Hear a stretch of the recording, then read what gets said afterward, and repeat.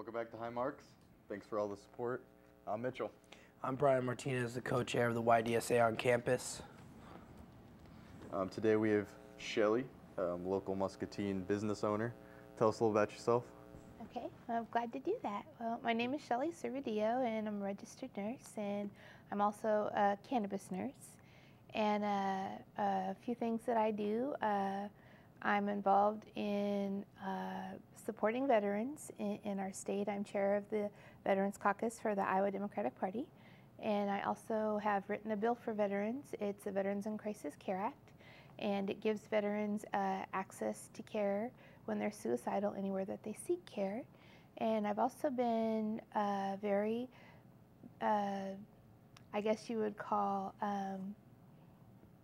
I've been a huge advocate for medicinal cannabis in our state, but I've also been a huge advocate for the other side of things, for industrial hemp in our state. So both sides of that. So I'm a co-founder and director of the Iowa Hemp Association as well. So I've done a few different things and wear a few different hats. Excellent. We'll start with your store. What's the name of it? What do you sell? So I had a store. It was called Limitless RN Holistic Health. And we had plant-based nutraceuticals, plant-based therapies. I had culinary gardens, and I had aromatherapy gardens, and I had doTERRA. I had some oils in my store that help people with healing. So what happened to your store? We had a warrant came through my store, and my products in my store were seized. And unfortunately, because of that, I wasn't able to remain open. So it was quite unfortunate. The products in my store were based out of industrial hemp, which doesn't contain, none of my products in my store had any THC. So they were products that were under the rules of the 2014 Farm Bill under Section 7606. All the products in my store were federally legal, and also because they were imported from out of our country, just like the products that you find in Hy-Vee that are imported from Canada, they were actually kind of what you would call doubly legal. So unfortunately,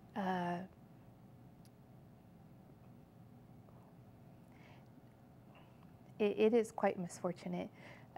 There's just a lack of knowledge in the legal system within our county where products were being seized and taken and not returned, where businesses were being targeted quite unfairly because of lack of knowledge. The Iowa Department of Health put out a memo and made it clear that they only regulate products for the Medical Cannabidiol Act law, where those products that are grown with THC, cannabis with THC, they're only going to regulate oils that go through their department, and for people that have cards, an oil that has THC, that's what they will regulate, and that's what they have jurisdiction over. And they're not going to regulate products outside of that jurisdiction that are sold for retail, that are industrial hemp oil that only doesn't contain THC. So the other 98 counties in our state, the district attorneys and law enforcement in these other counties, Scott County, just the next county over, for instance, law enforcement is not trying to jump in and regulate plant-based nutraceuticals or CBD oils in other counties, or take them off the shelves, or destroy other businesses. So what happened to my business, having my products taken out of my store, having my store targeted, or having my products from my store destroyed, was really a gross overreach and mistreatment.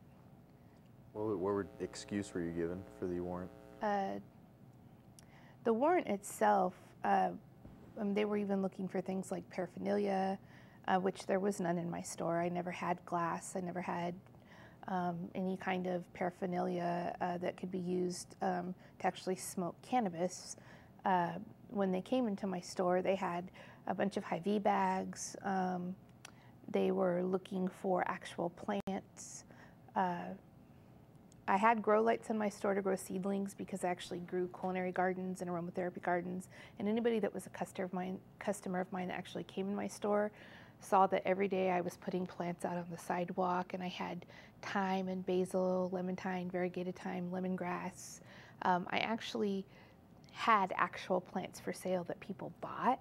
Aloe vera, people that came in my store, they would get a little cutting of aloe vera to take home for free. They had mint cuttings, things that they could take home to use holistically to help heal their bodies because I do holistic health nursing. So for to have my store targeted because maybe I'm a different kind of nurse, or maybe because of my political work, you know, lots of maybes, lots of ifs, you know, let's be honest. It's maybe, who knows. But to make political hay out of me is really quite unfair. These products are still available in Muscatine County and other stores. So that's selective targeting, and that is illegal. You can't do that. You can't pick and choose who you're gonna target. And prosecutorial discretion, we can use that as an excuse, but I wasn't charged. I committed no crime. My inventory was not returned to me. Green Roads was my vendor. Those products were tested and came back marijuana according to the report. However, you can take products that you buy at Hy-Vee, for instance, Nutiva oil, which is imported from Canada. The back of that bottle says Cannabis Sativa L. Well, yeah, that's a good old hemp oil. It comes from cannabis. It's marijuana. If you send that same oil, hemp oil that you can cook with, to the crime lab in Ankeny, you're going to get the same results because it's a marijuana oil. But it's legal in Iowa because it's imported from Canada. That is our law. The oils in my store were also imported. So I also followed Iowa law and federal law. So I didn't break the law. And if the true purpose of what the DA and what our police force is doing is to go after narcotics and drugs, they are readily available all up and down 2nd Street. You can actually buy weed if that's what you're looking for. Anywhere you want to find it, it's everywhere. So how much money was truly spent and how much resources were truly spent if that's the goal? Because industrial hemp is not psychoactive. You cannot get high from it. The CBD itself is an antagonist for THC, so it doesn't even meet CSA scheduling guidelines under federal law. It's not psychoactive, so it doesn't meet the chevrons if you're looking at the CSA scheduling guidelines, if you actually know how to look at it and read what the DEA does and how it lists things, and under multiple court cases. So what we have here is a knowledge deficit on how to apply the law. So state law has to mirror federal law. And this is where I go up to the Capitol and I talk to our legislators and I point out, okay, here's where we have a problem in my hometown and this is what's happened to me. Can you please help me? And so I actually have been working on an industrial hemp law up at the Capitol, and I've been talking to Senator Shipley and Kinney and these senators and legislators that are running the industrial hemp law that's going right now, and it's actually in the House of Representatives, and they're working on it. And I've pointed out to them what happened to me in my hometown and asked them to put things in the law so to protect people like me so that people like our DA can't do overreach and hurt people like me again, so that these things can't happen anymore. So I'm gonna make sure that it can't happen again. I'm gonna fight up above his head because I don't like ignorance and overreach and people making political hay on my back. I'll fight back the best way I know how. What messages do you think that the police are sending by committing these offensive raids that are debilitating to you as a small business owner and your customers? I think what they're showing is that they can pick and choose who their targets will be. And when there's true criminal activity going on that they should have went after, they're letting the real bad guys get away. And someone like me, who is of no danger to the community, I don't own a weapon, I've never been arrested or done anything in my life, or hurt anyone. And we've got real bad guys out there who are committing true crime that they're not going after, and they're using our taxpayers' money and resources to go after something like this. It's not really a crime. That's not a good message to send to our community, I don't think. And they're making people feel, I think, kind of hopeless and oppressed, that if they want to start a business, they kind of get the feeling, well, you know, if politically someone doesn't like me, or you know, if I make somebody mad, they can pick on me and they can get away with it. And that's a really bad message to have out in our community. I think it drives away business. I think it drives away people from wanting to move to our community. And I think it's just a bad message overall. Causes, I think, hopelessness and depression.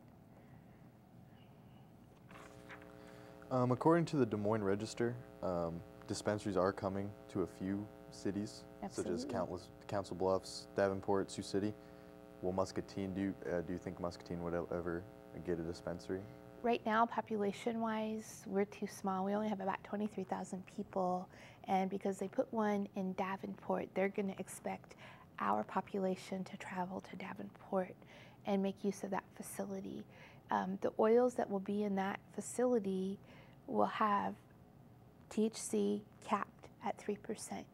So please keep in mind that 8 of the 9 medical conditions will not benefit with that THC capped at 3%. So we really have to work hard to keep our legislators informed and let them know, and to please work on getting that THC cap lifted, so that doctors will have the ability to titrate THC in accordance to the medical diagnosis's needs. The doctors need to have the ability to have the freedom to recommend, because doctors can't prescribe under federal law, but they can recommend. They have First Amendment rights to recommend. The Supreme Court has given them and has ruled that that's okay.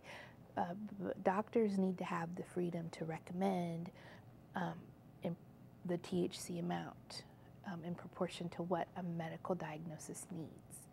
And when you have a THC capped at just a straight 3% across the board, no matter what the height or weight is for like a child with epilepsy, for example, then we have a problem. So what they'll expect is for the population center around a dispensary to travel to where that dispensary is. So we're going to have, I think, we're up to 5 around the state. And they're kind of putting them they're pushing them out kind of near borders, because I think they're kind of hoping, like Illinois is a state that has doctors that are in a legal state, and some of those doctors have licensures in both states. And so they're hoping that some of those doctors that are willing to recommend in Illinois will jump over to Iowa and recommend for our patients, because right now the Iowa doctors are like, the hospitals are telling the doctors in Iowa where they're working, they're saying, no, you don't get to do this. So a lot of our big hospitals and corporate hospitals are telling doctors, no, you don't get to sign the paperwork for these patients that are coming and asking, will you sign my paperwork?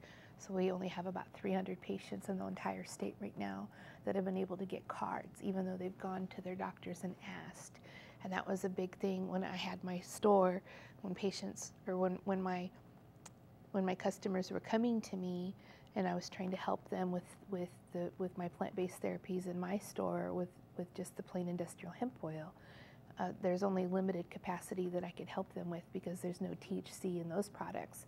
And when they had a qualifying condition, I would urge them to apply for the card so that when the dispensaries were up and running, they would be able to have access to an oil with, even if it was a limited amount of THC, at least it would maybe give them some relief. And then they would come back to me and say, my doctor said no. So we have this catch-22 written into our current law that says that the hospitals don't have to comply. They're not required to. And so I've been going up to the Capitol and I've been talking to my legislators and saying, we've got a problem. They don't have to comply. The doctors are being told no.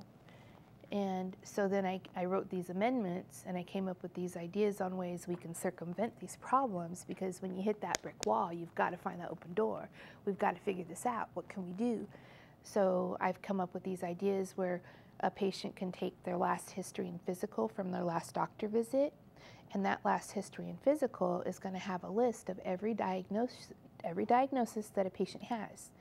And that then at the bottom, it's going to be signed by the doctor. It's a consult.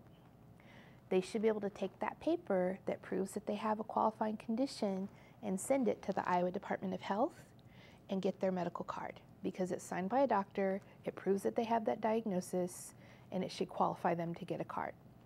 And then, once they get that, then they should get their DOT paperwork, they should go get that, and then they should go back to a doctor and get their recommendation. They need to flip the steps. And then that should solve our problem. It should up the amount of cards that people, should up our amount of approvals, and it should flip our steps where they make more sense. So now people are going back once they have a card and seeing a doctor and then getting an actual recommendation, instead of the other way they have it, where people are just getting a DOT card and then going to dispensaries before they see a doctor and get recommendations. It's all backwards right now. So I'm trying to help decrease the amount of steps, streamline the processes, and help people gain access, break down these barriers to care that I'm seeing in these processes. When I go up to the Capitol, I'm trying to advocate for ways that people can get in the door, get to these dispensaries, and help the doctors also get to the point where they're actually recommending to patients in a safe way. So these are some of the things that I'm working really hard to do as a nurse here in Iowa. So kind of banging my head on the door a lot. And I hate to think that the DA here in this town tried to shut my store down in an effort to shut me up, because I figured out that the hospitals were blocking patients from getting cards. Because if that's what happened, that's very wrong. Because I'll tell you what, they didn't shut me up. Here at the DSA, we believe in universal health care, and part of that is pharmaceutical drugs being incorporated in that. Do you believe that under a universal health care plan, would medical marijuana, or cannabis rather, be covered? Yes. Be covered under federal law, I guess. Okay, so in some states, patients have successfully sued, and insurance now has to cover their medicine. So part of what, with the amendments that I wrote, I said that, and part of the amendment that I wrote at the Capitol was add the DSM-10 codes to the language of the law to the qualifying conditions, and also when the patients submit their H&P that has a list of their qualifying conditions, that also has their DSM-10 codes. So code everything, so it can be submitted to insurance, and then that increases the patient's chances of being able to submit their application and getting it coded for medicine and getting it for billed for insurance. Because once you code everything and are able to apply it to insurance and ask for it to be paid for, and you qualified it under the law, then you increase the chances of being able to get it paid for. So basically, if you say under the law that we have declared that this is medicine, and you've made a law saying this is a qualifying medical condition, and now we have dispensaries and we're saying that this is medicine for these qualifying conditions, then you have a better chance of saying, now we want it paid for under the law. So, but the only way to get all that to work is if you code it with the DSM-10. So that's why I kind of have been trying to push for that, for those amendments. So what did some of the products in your store do? Well, so keep in mind that anything, like if you go to Walgreens and you buy like vitamin E or ginkgo biloba or any of these kind of over-the-counter things, none of these botanicals are like regulated by the FDA, or doTERRA oils. This is all like home remedies or whatever over the counter. That being said, the government itself holds patents on CBD and has done extensive research, and it is shown to be a neuroprotectant. It's been shown to be anti-proliferative. It's been shown to decrease pain. It's been shown to be a natural anxiolytic. So it's been shown to be very effective at helping people that have PTSD, people that have fibromyalgia pain. It's been shown to help people that have tumors. It's been shown to have great capacity to help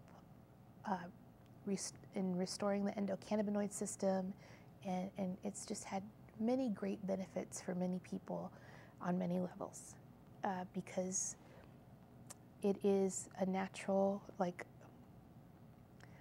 endocannabinoid system remedy. So, but when people are very, very sick,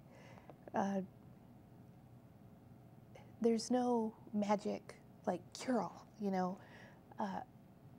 You still have to take care of yourself. You still have to exercise. You still have to eat right. You still have to go to sleep every night and take good care of yourself. There's no magic cure that fixes everything. And a lot of people are up on WebMD and they want to find, you know, oh, I saw this and this is going to fix everything. Well, no, it's not, you know, but there are things that we can do to help take care of ourselves. And this is one thing that definitely can be restorative and help us get better and help restore our endocannabinoid system, which is one of our basic operating systems in our body that has to be restored to get us back to homeostasis. So keeping that in mind, it's another line of defense, and it's another way to help restore us and get us back to good health. It's part of the holistic approach to good health. And that's one of the things that, as a nurse with my store, that I wanted to do, was help give people another alternative to getting themselves better with a natural approach, with a plant-based approach, instead of always taking handfuls of pills.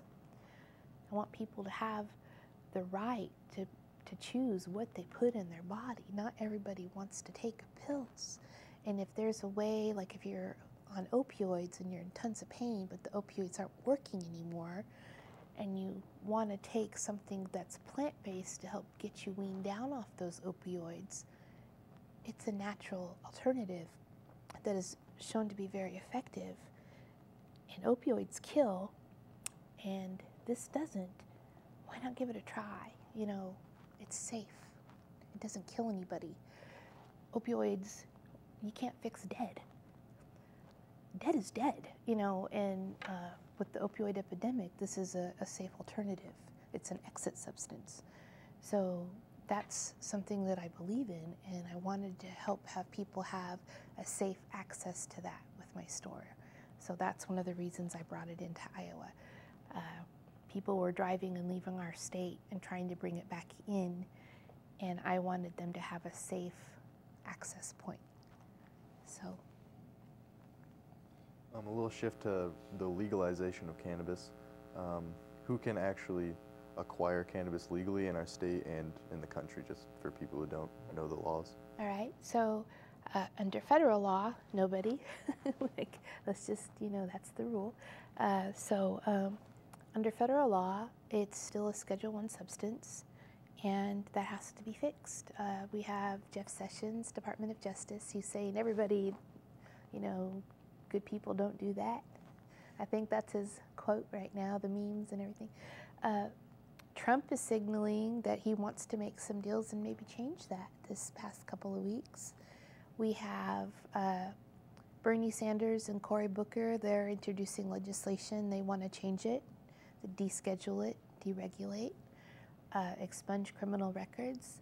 So there's lots of progress. There's the Careers Act that would respect the laws in each state that already have a medicinal cannabis legislation, wouldn't change the laws that they already had, but would give them banking. What we have right now in our state, starting in December, we should have access for people that have a medical cannabidiol card. Cannabidiol is just CBD oil. It will have up to 3% THC. MedFarm is one of the main producers that I know of. They're going to have some oils, lotions, and some cannabis pills, which will be CBD pills with THC in them. You're going to come in with your DOT card to the dispensary and get what you think you need. The only people that will have access are those 300 people or so that right now have been able to acquire a card. That is not enough people to keep these dispensaries up and running. We need more people to be able to qualify for a card. We need more people applying that have these 9 medical conditions that are on the IDPH website. And I believe that people are going to their doctors and trying and being told no. And I'll just be very brave. These corporate hospitals all over our state, they're Unity Point, they are Mercy. Sometimes University of Iowa is letting, some of their doctors are saying yes, mostly in the pediatrics and neuro. You can get cards. There are doctors that are independent, that have their own clinics, that will hold like a seminar and will advertise, and they're usually doctors that are jumping the border and that have like pain clinics, and will treat certain conditions, and they'll have like a group meeting, and then they'll have a bunch of people apply and they'll sign their cards. The law doesn't ascertain or say that the doctor has to be an Iowa doctor. So people will have like a Nebraska doctor or a Minnesota doctor, or a different doctor can sign their paperwork so that they can apply and get their card right now. Our law also doesn't limit the amount of THC of the cultivar that's being grown. It only limits the amount of THC in the final product. So the THC itself is being achieved in the compounding. So to get the THC cap moved, the IDPH medical board has to make that recommendation, and they're not doing it. So their next meeting is May 5th in Des Moines. People need to go to that meeting and say, move that cap. And then they have to take that into consideration, and they make a report and they give it to the legislators. But the legislators can also vote and change that cap independently of that report. So there's a couple of ways that that can budge. But they're also saying, well, we didn't hear from the advisory board, so we didn't move the cap. So there's a kind of a hot potato pass the buck going on of, I don't want to take responsibility, but we have senators like Senator Zahn who's saying, let's move the cap. And then in the House of Representatives, they're saying, we don't want to deal with it, we don't want to hear about it, we don't want to change it, we want to leave it alone, we want to give the law a chance to work. The law's not going to work if they don't move that cap and they don't enroll more patients. They can't enroll more patients if the hospitals won't allow the doctors to. They built the law to fail. And unless we can write amendments and get people to sponsor, get legislators to sponsor them and get them added to the law and get them voted on, it's going to fail. MedFarm has committed itself to being able to sustain, and has the money to keep these things up and running. And hopefully somehow more patients will get in there with the doctors of these independent clinics enrolling patients independent of the big hospitals that are blocking. So hopefully like these little conduits of extra patients will start coming in, and it will start to work. I'm fighting every way I know how as a nurse, but I will tell you that for me, the price has been really high. I have lost my ability. I mean, I lost my income. I lost my business. I've been attacked. You know, I can't help but think that it was a political attack because I wasn't breaking the law. So it is what it is. I'm just going to keep fighting and doing what I know how to do best, and keep breaking down the barriers, and keep trying to help the people that are sick and suffering, and doing what I can to make sure they get access. So eventually, if there's a new DA in town, I'll try to reopen my store and try again, and I'll keep trying to help people the best way I know how. So what else can I do?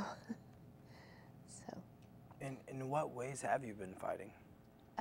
Well, like I said, I went up to the Capitol. Like one of the things that I believe in, I'm a Christian woman, and I don't believe in stooping to another person's level, like playing dirty. I believe in taking the high road. So when someone is trying to commit overreach and abuse the law, I would rather go see where or what the flaw in the law is that's being abused, and see what can I do to fix it so this can't happen again. So like I said, I went up to the Capitol and I worked with my legislators, and I'm going to get, to the best of my ability, get an industrial hemp law passed in this state so that this can never happen again, so that the farmers in this state can grow industrial hemp, so that since we're already importing these products in, they're already being sold in this state. They're being brought in from Canada, from Europe, from other states, being grown by Department of Agriculture in Colorado, Kentucky, everywhere else. They're being sold in 98 other counties. The revenues are being collected and taxed. Why not let Iowa farmers grow these products and cash in? It's ridiculous. It is absolutely ridiculous. So I'm going to go fight for Iowa farmers and make sure that they get a chance to jump in this game, and then I'm going to make sure that this doesn't happen again. I'm going to fight back. That's how I fight back. Legalization of cannabis is having a better time now, but in many states it's stagnation. What are the biggest boundaries for other states and our very own state?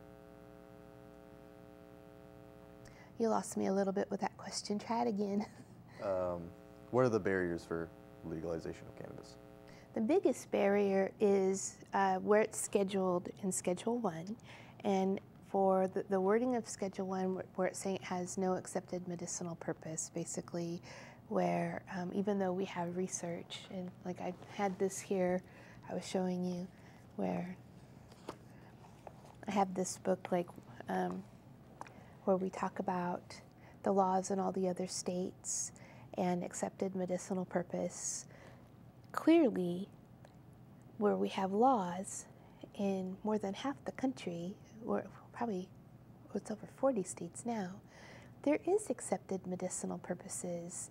There's ample research, there's global research. To think that the only research that should be accepted is research done in the United States is a very ethnocentric view. But that is where we're kind of stuck. So the NIDA has like a monopoly on the research. We only have cannabis grown at the University of Minnesota, or Mississippi rather, and it's kind of an excruciatingly slow process to get cannabis from the University of Mississippi for research. So like Dr. Sue Sisley is a perfect example, all the time and effort that she spent trying to get cannabis out of the University of Mississippi and the NIDA to do her research for veterans on PTSD. She tried to do it through Arizona, University of Arizona, and then she got fired, and then she had to start all over again, and it's taken a couple, 3 years, and then the cannabis that they finally sent her wasn't what she asked for her research. It was the wrong percentages, it was powdery, dusty, yucky, it was no good, and so on and so forth. So the barriers are to prove that it doesn't deserve to be in Schedule 1, they make it impossible to research to get it removed from Schedule 1. They make a catch-22. And then the DEA refuses to accept that it needs to be removed from Schedule 1 by creating these constant barriers. So, and then the court cases, the judicial system, it looks at the letter of the law, not the science in the judicial system. So you have additional barriers. Science moves faster than judicial. So you've got the race of the science and then the very, very slow court system that doesn't keep up. So it takes a long time. So why should it be no longer be a Schedule 1 drug? Because it is medicine. Cannabis is medicine. It's undeniably medicine. And you look at the children with epilepsy who, for centuries, we've known that the oil helps children with seizures. GW Pharmaceuticals, I can't remember where they're at right now with Epidiolex, but they've purified to a point, it's like a pure CBD oil that they're using, and their research is showing very good results. That's one example. So I could, we have,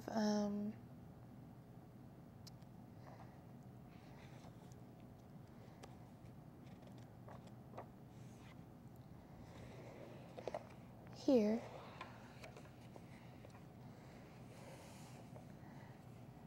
you have ailments and corresponding cannabinoids, and we have some charts that we can look at.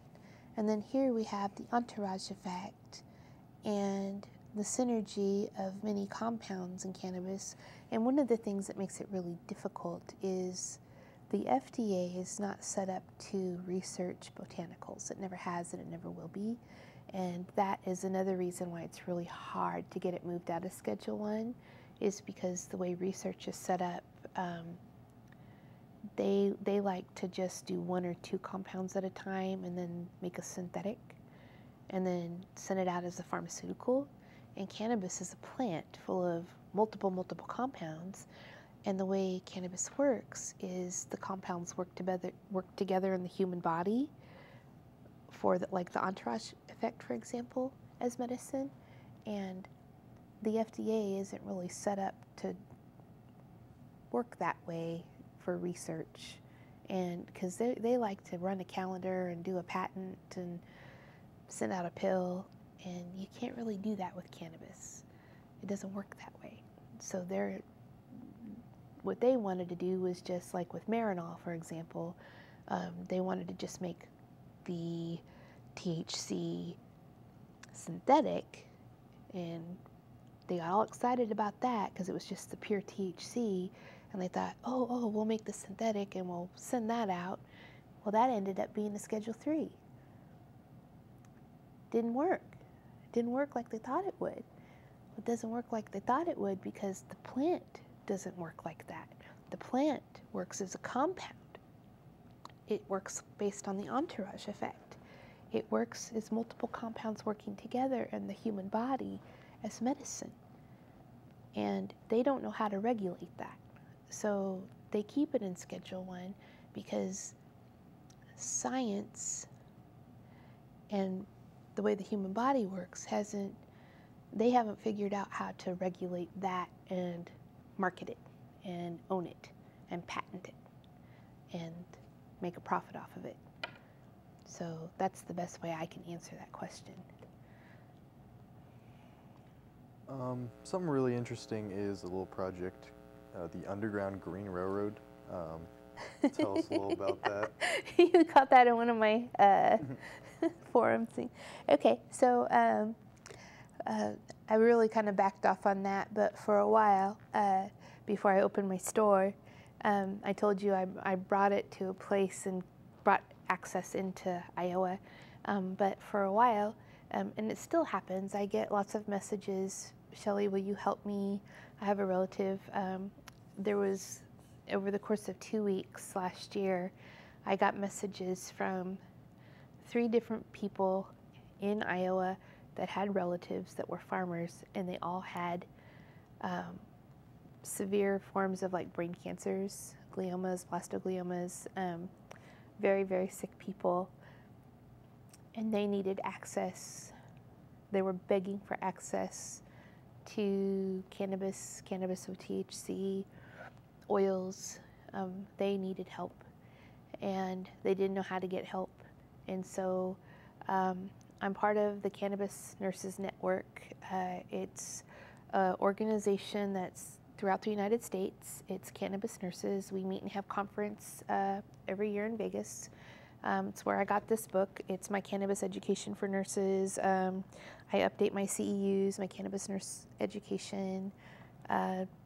So through that network, they helped me find people in Colorado that one of them was a farmer who had products and oil and the ability to help these other people, and I just helped them get down to Colorado and get hooked up with people that would actually get them into the system, find a doctor, find housing, find medicine.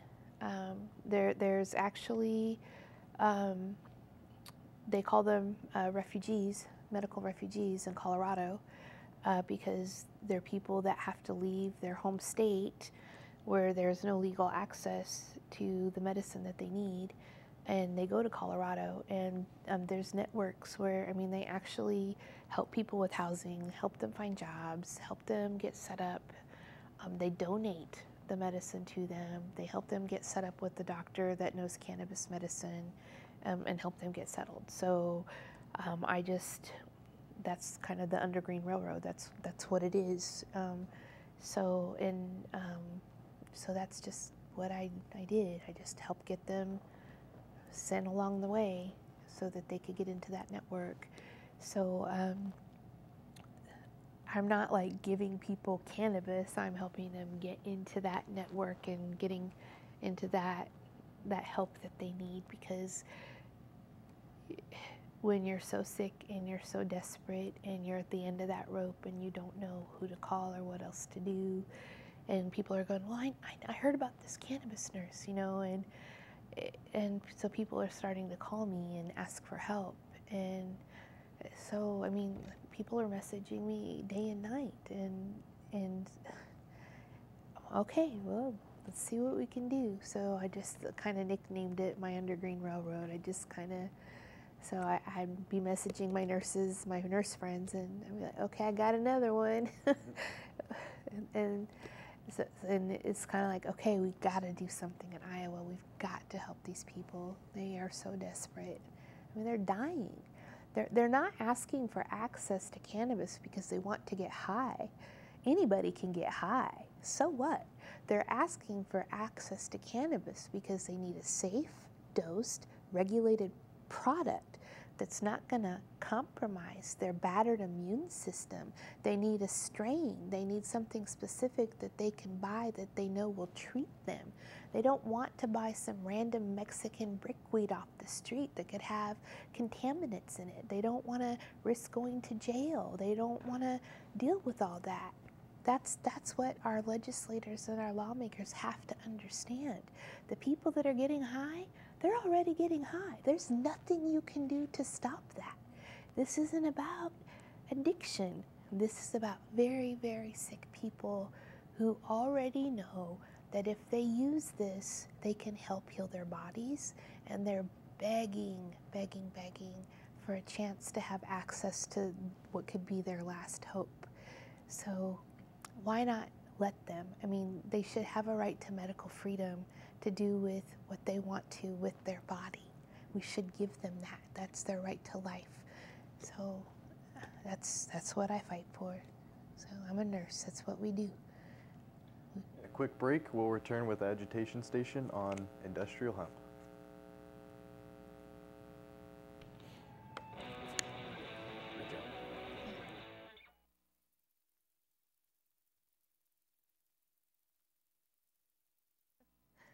want to do more. And we're back. Welcome to Agitation Station on industrial hemp. Real quick, explain some of the uses for industrial hemp and, Sure. and again, why we need it in our state, maybe. All right. So there's many purposes for industrial hemp. A lot of them, the industrial purposes, there's many different products. Hempcrete is a good one. You could build houses with it. There's the fibers on the inside of the hemp could be used for ropes and linens. The outside of the hurd could be used for plastics and paints. The top of it, the seed, the flour, could be used and pressed for oils, seed cakes, lotions, all the beauty products, of course. There's just a deep taproot, so it cleans the soils. It's a bioremediator, a phytoremediator. It could clean our soils. It could reduce the runoffs into our waterways, so it's an environmental benefits. There's some research out there that shows that it could increase the subsequent yields for corn and soy, crops that are planted after it. It's thought to be, it's a very good ground cover crop. Some farmers have thought, well, how do I get rid of it like the next year, because it comes back? But if you harvest it and get your seed heads and everything, it's a little bit easier to control. So you can't let it go to seed and spread everywhere. You're supposed to harvest it before that. So that's one of the ways. So there's a lot of good things, a lot of good benefits. I have a friend in Colorado that has a farm, and every part of the plant is used. It's a good biofuel. It's for green energy. She converts to, I think it's ethanol she's doing. So she's much better at this than I am. I'm more of the nurse, so I know about the oil part of it. But she's telling me she's getting like $3,000 an acre to $3,500 an acre. And if she does the biofuels, because she's building a biofuel, doing biofuel energy on her land now, so she doesn't have anything left over, so she's doing really well. So there's just a lot of good benefits to it. I think the best is the environmental for our soils, because it cleans the soil and it aerates the soil and it decreases the runoff from the pesticides, and you don't have to add any fertilizer to it because it grows well and it adapts to our soils. So I think it would just be a really good cash crop for our farmers. It gives them something additional, and with the risks of the tariffs and everything, that's going on, our farmers need that extra crop that they could grow. It'd give them something extra that they could use right now. What is keeping industrial hemp from being legalized? Yeah, it doesn't seem like it's a drug at all. It's No. clearly a product. Yeah. For... Because CBD is an antagonist to THC anyway, so you can't. I mean, it's only 0.3% THC dry weight in the ground, and so it. There's no way to get high from it. It's not a psychoactive whatsoever, and so all we have to do is actually pass a state law, because it's already legal at the federal level. So each state just has to pass a law and then enroll in the Farm Bill, and then we could grow it. That's all. It's that simple. In Wisconsin, they just did a flat $50 fee to enroll, and then you could grow. It's super easy. Our state's trying to be much more complicated right now. I don't know. But it's online to look at the hemp bill right now. So there's a couple of different things. Right now it's in the House of Representatives. They were looking at it for debate. It passed subcommittee. So I'm hopeful that we just have a few days left. Session technically ended this week. So they talked about it, but they didn't vote. So I don't know if they'll go for it or not. It's kind of up in the air. So I don't know. It passed the Senate unanimously, so that was good. So it's really up to our Speaker of the House and the House of Representatives. So we'll see what happens. Hopefully Monday they'll talk about it and think about it. All the farmers went home this weekend to plant their crops that are up in the Senate and the Representatives right now, because they're like a month behind, so they all had to get home. So hopefully next week we'll hear something. This one, keep our fingers crossed. So. We heard about all the backlash that you've received. How about support from politicians? Where did you've received some? I do. it can be really party line sometimes, but I'm also encouraged because when I go up there, I encourage them to make this be more like human rights and be bipartisan, and explain that this is about the people and that this shouldn't be party line. And each party has what they call a platform, and in each party's platform, one party supports like medicinal cannabis, whole plant medicine, and another party says, well, we support cannabidiol. And then when they vote a party line. And then when I go up there, I'm kind of like trying to pull them both kind of toward the middle, so to speak.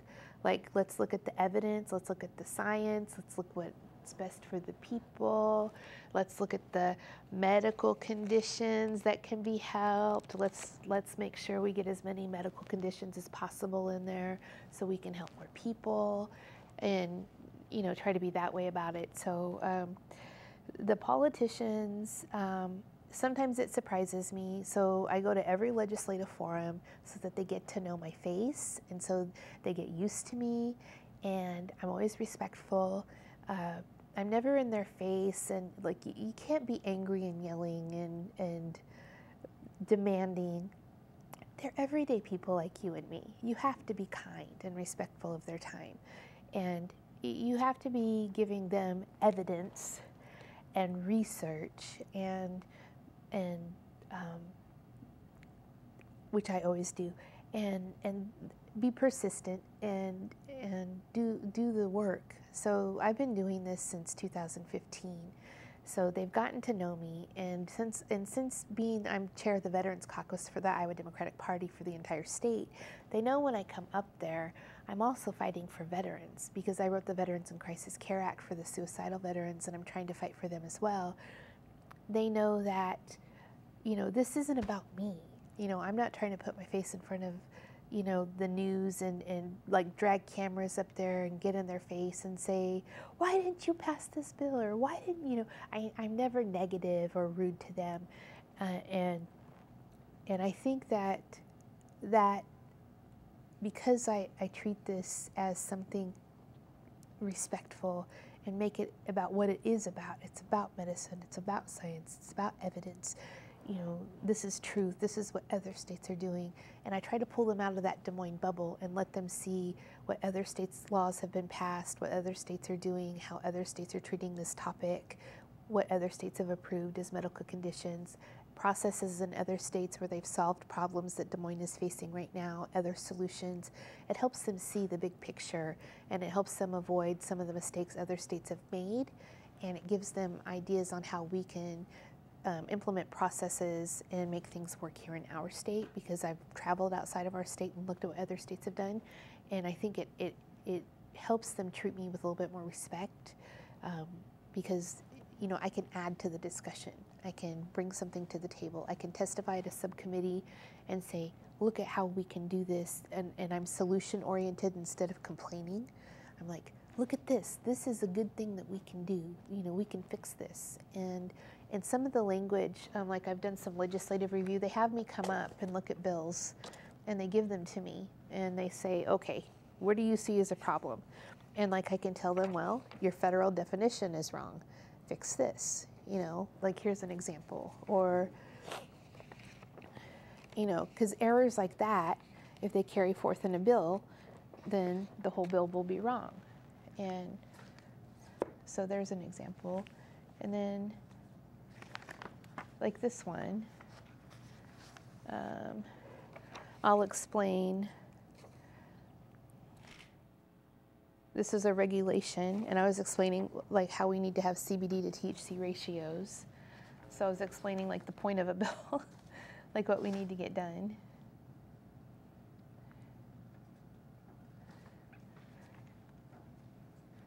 And then, let's see, I brought another example. And there was another one where I was adding in the medical conditions. I don't know if I brought that one. But there was another one where I wrote in added a bunch of medical conditions. But basically, I'll go up and I'll do, one of the veteran lobbyists will have me come up, and a couple of the senators will hand a bill off and have me do like a nurse review, and they'll say, have her find barriers to care, barriers to access. And so I'll do a first line review, and then I'll write on the side any barriers to care for patients that I see, and then give it back to them, and then they'll review it, and then it goes to drafting. So that way, if there's a barrier, like for like Americans with Disability Act, if there's barriers to care for patients, people with disability, and I do a review and I find it, then we can fix it before it goes to drafting. So I just help that way. So that's a way that I've been able to affect and influence change in a positive way, just by being persistent and going up there and being kind and earning their respect as a nurse. And I'm just like you or you, I'm just using my voice. And that anybody can do that, but the first time, I mean, I was asked to come and testify as a nurse for the kids that have epilepsy because I was speaking up about barriers to care that they were having trying to get their cards when all of this first started at a hearing. And Senator Bolcom asked me to come up and testify at a subcommittee, and I did. And that was the first time I used my voice. And then since then, it's been a ride. It just never stopped. So I think what we could all probably take away from this is every one of us has a voice, and every one of us can use our voices. We're all Iowans. We can all be involved in the process. We just have to, sometimes you just have to be brave enough. I don't know. The cost can be high, but I think in the long run, when you have so many people that are sick and suffering that can't use their voice, and as a nurse, I'm hardwired to intervene for people who are sick who don't have a voice. I don't know any other way. That's just who I am. So that's why I do it. Yeah. Thanks for coming, Shelly. Thanks Glad for to all do you it. do, and you did great. All right. Yeah. Until next time, this is High Marx. Keep fighting the good fight. I couldn't do it.